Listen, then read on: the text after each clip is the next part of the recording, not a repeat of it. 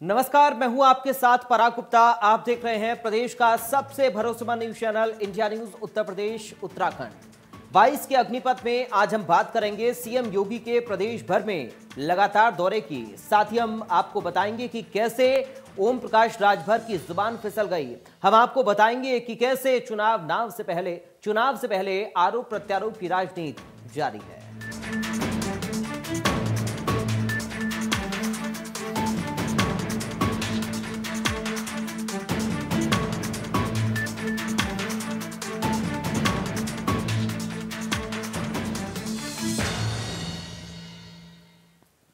कुशीनगर में सोमवार को 2503 जोड़ों ने 7 फेरे लिए। इस सामूहिक विवाह कार्यक्रम में मुख्यमंत्री योगी आदित्यनाथ भी शामिल हुए। उन्होंने कहा कि इस विवाह समारोह की सबसे बड़ी बात यह है कि इसमें ना ही जाति का भेद है और ना ही मजहब का और ना ही क्षेत्र का भेद है। उन्होंने कहा कि सामूहिक विवाह कुप्रथाओं के खिलाफ एक आंदोलन है। इसमें दहेज प्रथा और बाल विवाह जैसी कुप्रथाओं पर अंकुश लगेगा। अधिकारी से लेकर मंत्री तक सामूहिक विवाह में शामिल होने से वर वधुओं का रुतबा भी बढ़ेगा। देखिए रिपोर्ट। 2022 में विधानसभा चुनाव है। मुख्यमंत्री योगी आदित्यनाथ हर वर्ग विशेष का ध्यान रखते हैं।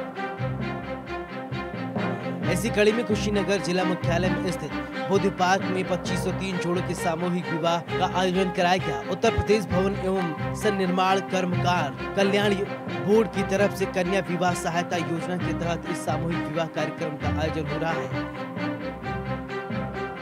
इसमें कुशीनगर, देवरिया, गोरखपुर और महाराजगंज जिलों में चयनित जोड़ों का विवाह संपन्न होगा। इसमें मुख्यमंत्री योगी आदित्यनाथ खुद आशीर्वाद देने पहुंच रहे हैं।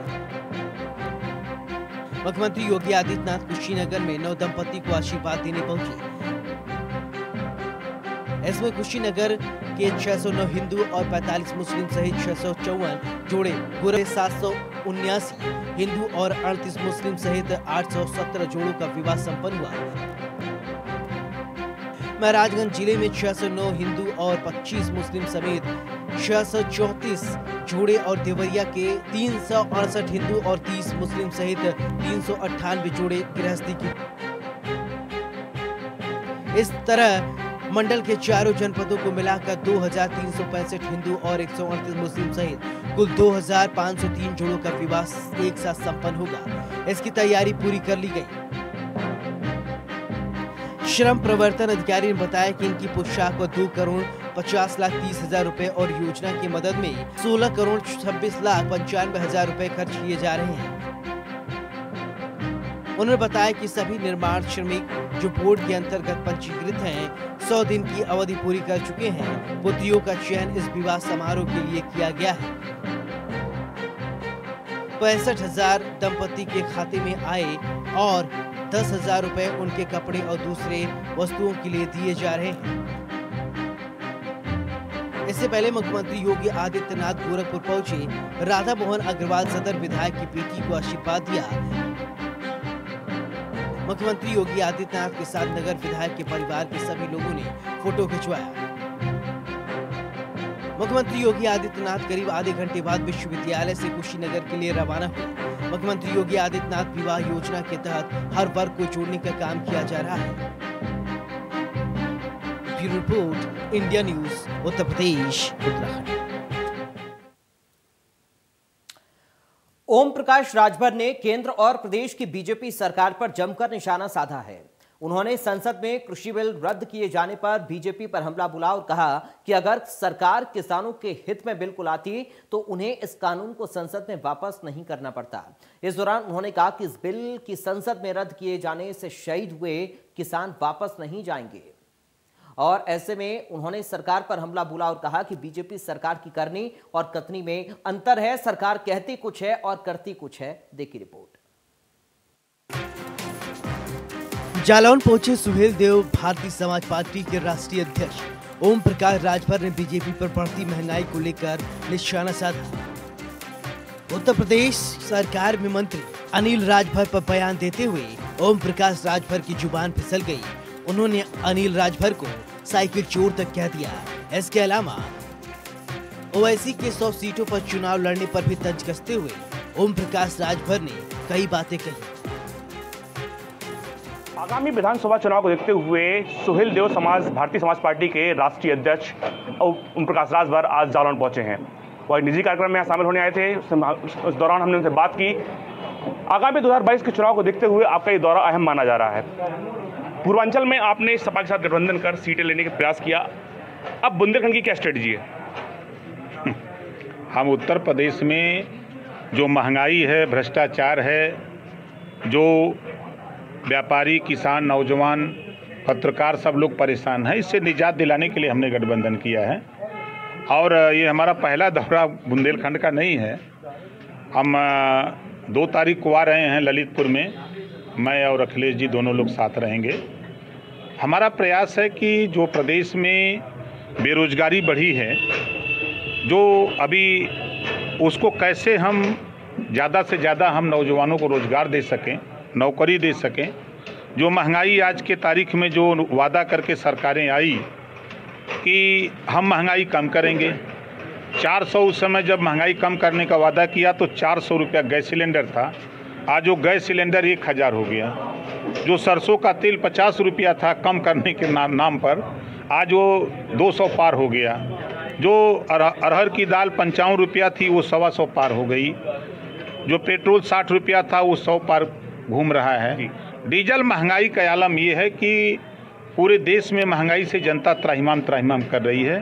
तो महंगाई से कैसे निजात मिले प्रदेश को, उसके लिए हम लोगों ने गठबंधन किया है। हम लोग पूरे प्रदेश में, चाहे बुंदेलखंड का इलाका हो, चाहे पूर्वांचल का इलाका हो, चाहे मध्यांचल का हो, चाहे हरित प्रदेश का इलाका हो, हम पूरे प्रदेश के 75 जिले, 18 कमिश्नरी, 403 सीटों पर हम जितनी हमारी हैसियत है हम अपने हिसाब से काम कर रहे हैं। बीजेपी सरकार के मंत्री हैं अनिल राजभर, उन्होंने आपको मुख्तार अंसारी का राजनीतिक कलर बताया है, क्या कहेंगे आप? देखिए, आप उठा के देख लीजिए, जब हिंदू महासभा और मुस्लिम लीग दोनों मिलकर सरकार बनाए थे ना, याद है ना? तो ये दोनों दोस्त हैं, तो एक साइकिल चोर दूसरे को साइकिल चोर समझता है जी। तो अच्छा, अगर बात करें गठबंधन की, आपके भागीदारी में ओवैसी की पार्टी के साथ आपके अच्छे खासे संबंध थे, अब क्या बात है कि सीटों को लेकर के आपका कुछ मतभेद समझ में आया है?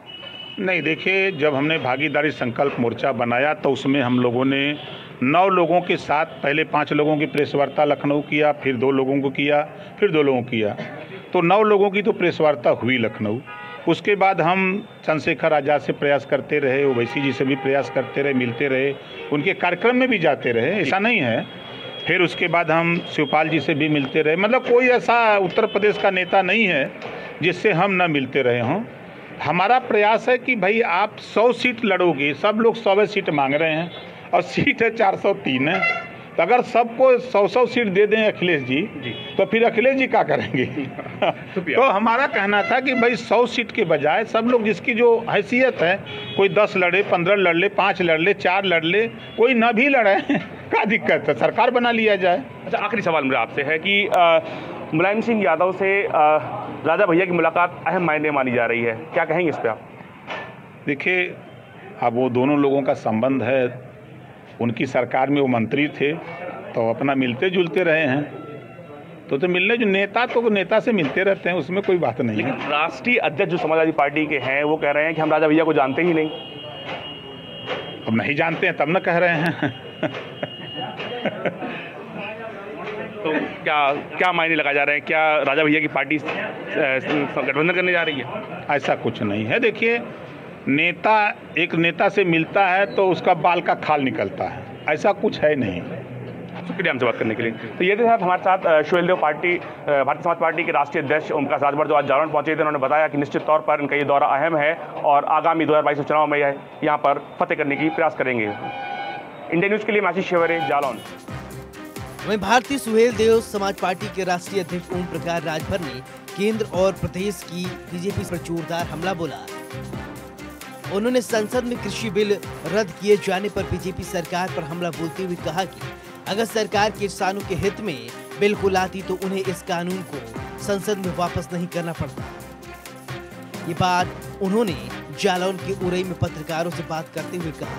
ओम प्रकाश राजभर ने कहा कि इस बिल को संसद में रद्द किए जाने से किसान आंदोलन में शहीद हुए किसान वापस तो नहीं आ जाएंगे। समाजवादी पार्टी से आपका गठबंधन हुआ है, कितनी सीटें आप लोगों ने अभी मांग की है? क्योंकि अब पश्चिम में भी जयंत चौधरी के साथ गठबंधन हो गया है, वो भी अपनी 35 से 40 सीट। आपकी कितनी मांग है, कितनी सीटें आप लेंगे? देखिए, हमारा जो गठबंधन है, हम प्रदेश में जातिवार जनगणना कराएंगे सरकार बना के, ये हमारा समझौता है। हम प्रदेश में घरेलू बिजली का बिल 5 साल लगातार माफ करने का हमारा गठबंधन है। गरीबों का इलाज 5 साल करने के लिए फ्री में, ये गठबंधन है। हम सामाजिक न्याय समिति की रिपोर्ट जो रद्दी की टोकरी में भारतीय जनता पार्टी ने रखा है, योगी सरकार ने रखा है, उस सामाजिक न्याय समिति की रिपोर्ट लागू करने के लिए हमारा गठबंधन है। हम प्रदेश में भाईचारा अमन चैन कायम करने के लिए गठबंधन किए हैं। हम प्रदेश में नौजवानों को रोजगार देने के लिए गठबंधन है, व्यापारियों को राहत देने के लिए गठबंधन है, हम किसानों को सहूलियत देने के लिए गठबंधन किए हैं, महंगाई कम करने के लिए किए हैं, भ्रष्टाचार कम करने के लिए गठबंधन किए हैं। झगड़ा नहीं रहता है। फिर भी आपने कुछ सीटें तो मांग की होगी, कुछ तो नहीं, सीटें की। हम बिना शर्त, अगर मुझे एमएलए एमपी मंत्री बनने का शौक होता तो मैं तो मंत्री बना ही था। शायद आज़ादी के बाद उत्तर प्रदेश में पहला व्यक्ति ओम प्रकाश राजभर है जिन्होंने मंत्रिमंडल से इस्तीफा दे दिया, और 2 साल के अंदर। ये इतिहास में बाबा साहब डॉक्टर अम्बेडकर के बाद ये दूसरा इतिहास है आपके। ओम प्रकाश राजभर ने सरकार पर हमला बोलते हुए कहा कि बीजेपी सरकार की करनी और कथनी में अंतर है। सरकार कहती कुछ और है, करती कुछ और है। खैर, ओम प्रकाश राजभर की जुबान तो फिसलती रहती है। अपने विवादित बयानों से ओम प्रकाश राजभर हमेशा सुर्खियों में रहते हैं। एक बार फिर से ओम प्रकाश राजभर की जुबान फिसली है। अब देखने वाली बात ये होगी कि ओम प्रकाश राजभर अखिलेश यादव की समाजवादी पार्टी को कितना फायदा पहुंचाते हैं। इंडिया न्यूज के लिए जालौन से आशीष की रिपोर्ट। संसद से कृषि कानून वापसी बिल पर जहां विपक्षी पार्टी की सरकार आलोचनाओं से बचने के लिए बिना चर्चा के ही बिल को पास करा लिया, जबकि कृषि मंत्री नरेंद्र सिंह तोमर का ये कहना है कि विपक्ष चर्चा करने के लिए तैयार ही नहीं था, इसलिए सभी विपक्षी दल सदन में हंगामा कर रहे थे। 19 को घोषणा की, 24 को मंत्रिपरिषद में पारित किया, और जैसा कहा था संसद के पहले दिन 29 तारीख को ही तीनों बिलों को पार्लियामेंट ने भी रिपील कर दिया है। यह प्रधानमंत्री नरेंद्र मोदी जी की कथनी और करनी की एक रूपता का परिचायक है। देखिए, कृषि सुधार बिल जब आए थे तो व्यापक रूप से चर्चा हुई थी। विपक्ष के लोग भी ये मांग कर रहे थे कि इन्हें रिपील किया जाए, और सत्ता पक्ष तैयार हो गया तो मैं समझता हूँ ये विषय रिपील करने का सर्वसम्मत विषय था। वैसे अगर हाउस में शांति होती तो लोकसभा अध्यक्ष महोदय ने बार बार ये कहा था कि आप लोग अपनी सीट पर बैठें तो मैं चर्चा कराने को तैयार हूँ। अगर चर्चा होती तो निश्चित रूप से उसका जवाब दिया। प्रधानमंत्री नरेंद्र मोदी जी कृषि और कृषक के हितों के प्रति प्रतिबद्ध हैं। गत 7 वर्षों में अनेक योजनाओं के माध्यम से कृषि के क्षेत्र को आगे बढ़ाने की कोशिश की है। स्वामीनाथन साहब की रिकमेंडेशन के अनुसार हमने एमएसपी को 1.5 गुना किया। एमएसपी पर खरीद 2014 से तुलना करें तो लगभग दुगनी हो गई। पहले गेहूं और धान 2 ही जिन्स एमएसपी पर खरीदी जाती थी। उसके बाद मोदी जी के नेतृत्व में दलहन, तिलहन और कपास की खरीद भी प्रारंभ हुई। 1 लाख करोड़ रुपए के इंफ्रास्ट्रक्चर फंड की स्थापना की गई। 19 को घोषणा की। और गाजीपुर बॉर्डर पर दिल्ली पुलिस पहुंची, राकेश टिकैत के साथ एक मीटिंग की। दिल्ली पुलिस जानना चाहती थी कि कहीं ट्रैक्टर दिल्ली तो नहीं जा रहे हैं। वहीं क्या कृषि कानून वापसी बिल संसद में पास होने के बाद क्या किसान घर जाएंगे क्या? इस मसले पर हमारे संवाददाता ने किसान नेता राकेश टिकैत से बात की है। देखिए रिपोर्ट। लोगों ने कहा कि हटना नहीं। एक बार बस प्रतिक्रिया आप इस पर दे दीजिए कि अब जैसे संसद में तीनों कृषि कानून कानून पास हुए थे, वैसे ही रिपील का बिल भी अब पास हो चुका है, तो क्या प्रतिक्रिया? और ऐसे ही एमएसपी पे करते हैं, ऐसे ही और जो मसले हैं उस पर करते हैं, और सरकार ये इंश्योरेंस करे कि हम सीड बिल नहीं लेकर आएंगे। और इसके अलावा भी कोई मांगे जो आप बता पाएं? अरे बहुत मांग है, जब सरकार मिलेगी तो बता देंगे। अब सरकार मिल रही जी, स्टूडियो से सवाल पूछा जा रहा है कि बैरिकेड की तरफ आप पहुंचे थे, क्यों पहुंचे थे, थोड़ा बता दीजिए। नहीं, वो तो पुलिस के अधिकारी आ रहे थे और वो ये कह रहे थे कि आज ट्रैक्टर आएंगे क्या। हमने कहा कि हमारे ट्रैक्टर कोई नहीं आते, और जो बैरिकेटिंग पहले खुले हुए थे उसी हिसाब से आप खोल के, और जो जनता आती जाती है उसको आने जाना दो। हमारी तरफ से निश्चित रहो, हम जब दिल्ली जाएंगे ट्रैक्टर जाएंगे तो बता कर जाएंगे। देखिए, स्टूडियो से बहुत बड़ा सवाल पूछा जा रहा है, तीनों कृषि कानून की वापसी का आप इंतजार कर रहे थे, क्या सिसोली वापस जाएंगे? नहीं जाएंगे, अब एमएसपी तक नहीं जाएंगे यानी ना। तो घर से तो बहुत दिनों से नहीं आप फिर? हाँ, परिवार तो मिले नहीं भाई। जी, क्या प्रतिक्रिया, परिवार भी देख रहा है आपको इंडिया न्यूज पर? वे भी अपना तैयारी कर रहे हैं, बिना काम के निपटाए आइयो ना, ये कह रहे। और जो दिल्ली पुलिस से मीटिंग हुई, थोड़ा उसके बारे में बता दीजिए। उसके बारे में ये है कि आज का जो ट्रैक्टर मार्च था वो स्थगित है हमारा, और दिल्ली पुलिस को आश्वस्त किया कि आज हम नहीं जा रहे। 4 तारीख को संयुक्त मोर्चे की मीटिंग होगी, और जो भी उसमें डिसाइड होगा उसके आधार पर हम आगे की कार्रवाई करेंगे। एक और लास्ट सवाल है स्टूडियो से कि सरकार की तरफ से बातचीत की कोई पहल नहीं हो रही, तो आपकी तरफ से कोई होगी क्या? हम और सरकार कोई अलग अलग है भाई, पहल वे कर लो या हम कर लो, हमने तो पहल कर रखी, बात करो, हमारे कहने से बात होगी, क्योंकि कृषि हम मंत्री तो तैयार हैं, सरकार जब बात करेगी तो हम कर लेंगे। जी, कृषि मंत्री भी सामने आए और सरकार के तमाम नुमाइंदे कह रहे हैं कि हम किसानों के सुख दुख में साथ हैं, तो क्या कहेंगे? झूठ कह रहे हैं, जाली है बहुत बड़े। राकेश टिकैत साहब को आप एक्सक्लूसिवली यहाँ सुन रहे थे। जी जी, तो आप एक्सक्लूसिवली यहाँ इंडिया न्यूज पर राकेश टिकैत साहब को सुन रहे थे। तमाम मसलों पर उन्होंने अपनी प्रतिक्रिया दी, और बॉर्डर का मैं हिस्सा अगर आपको दिखाने की कोशिश करूं तो आप देखिए हलचल जो है वो काफी तेज है। कृषि कानून वापसी पर सपा राष्ट्रीय अध्यक्ष अखिलेश यादव ने कहा कि जिस समय तीनों कृषि कानून सरकार लेकर आई थी तब बीजेपी कह रही थी किसानों के हक में है। अब जब सरकार ने कृषि कानून वापस ले लिए तो किसानों के हक में क्या है? हमारे संवाददाता ने सपा के राष्ट्रीय अध्यक्ष अखिलेश यादव से खास बातचीत की है, देखिए रिपोर्ट। हमारे साथ बातचीत करने के लिए अखिलेश यादव जी मौजूद हैं। अखिलेश जी, बार बार इस बात की चर्चा हो रही थी कि कृषि कानून जो है वो वापस लें, पॉलिटिकल पार्टीज ने डिमांड किया, इतने साल चला, सरकार कह रही है अब हमने वापस कर लिया, संतुष्ट हैं आप? सरकार पहले जिन कानूनों को लेकर के आई थी, जिस समय किसान विरोध कर रहे थे, तो भारतीय जनता पार्टी ये कह रही थी किसानों के हक में ये फैसले हैं, उनके हक में कानून है, और आज जब कानून वापस ले लिए तो उनके हक में क्या है? तो भारतीय जनता पार्टी आखिरकार बताए कि कानून क्यों वापस लिए।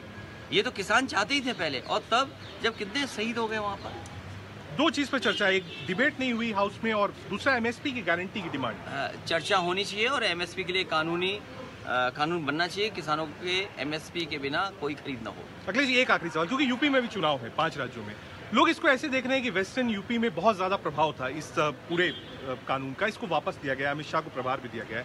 आपको लगता है ये गेम चेंजर है? क्योंकि वो लोग कह रहे हैं गेम चेंजर है, अब किसान मान जाएंगे, हमको वोट दे देंगे। किसान की आय दोगुनी कब होगी, डीजल कब सस्ता होगा, पेट्रोल कब सस्ती होगी, उत्तर प्रदेश में लाइन में लगे हुए किसानों की जान जा रही है, खाद नहीं मिल रही, डीएपी नहीं मिले, इन तमाम सवालों का जवाब क्या है उनके पास? बहुत शुक्रिया हमसे बातचीत करने के लिए अखिलेश यादव जी। साफ मूलभूत बड़े सवाल उठा रहे हैं कि इससे कोई फर्क नहीं पड़ेगा, मूलभूत सवाल आज भी खड़े हैं। राकेश टंडन। तो फिलहाल आज 22 का अग्निपथ में मेरे लिए आप देखते रहिए इंडिया न्यूज।